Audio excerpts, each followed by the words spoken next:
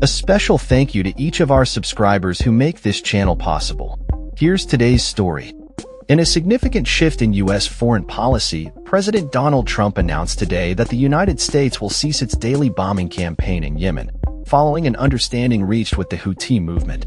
This announcement comes as Oman confirms its role in brokering a ceasefire agreement between the U.S. and the Houthis, marking a potential turning point in a conflict that has ravaged Yemen for years. During a press conference at the White House, Trump stated, "The Houthis have announced to us that they don't want to fight anymore. They just don't want to fight, and we will honor that, and we will stop the bombings." This declaration has raised hopes for de-escalation in a region plagued by violence and humanitarian crises.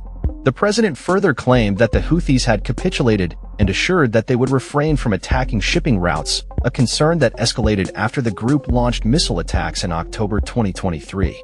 Coinciding with the outbreak of conflict in Gaza, Trump emphasized, "I will accept their word, and we will be stopping the bombing of Houthis, effective immediately."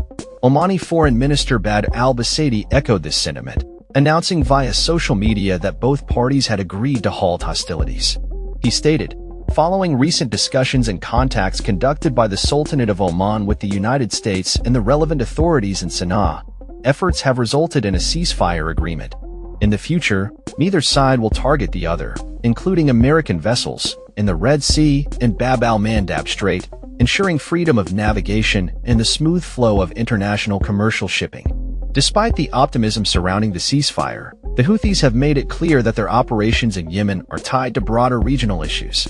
Mohammed Ali al-Houthi, a member of the Houthi Supreme Political Council, remarked that Trump's announcement would be assessed on the ground, indicating skepticism about the U.S. commitment to peace.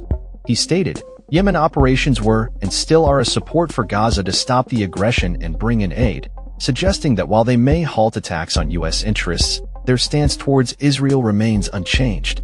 The ceasefire announcement comes on the heels of a series of aggressive Israeli airstrikes targeting Yemen, including a devastating attack on the Sana'a airport, which has now been rendered inoperable. Israeli military sources confirmed that these strikes were a direct response to Houthi missile attacks that threatened Tel Aviv's Ben Gurion International Airport. The U.S. military has been actively engaged in Yemen, conducting daily airstrikes that have resulted in significant destruction and loss of life, including many civilians. Reports indicate that these operations have been ongoing for nearly 2 months, intensifying the humanitarian crisis in a country already on the brink of collapse. Amidst these developments, analysts suggest that Iran may have played a role in persuading the Houthis to de-escalate their attacks. Al Jazeera's Ali Hashim noted that Oman has been a key mediator not only between the U.S. and Iran but also between the Houthis and the Americans. He indicated that the evolving dynamics of nuclear negotiations might be influencing the situation, stating, "It is possible that the Iranians have helped in convincing the Houthis to de-escalate, especially if we see this reflected on the Iranian-American talks.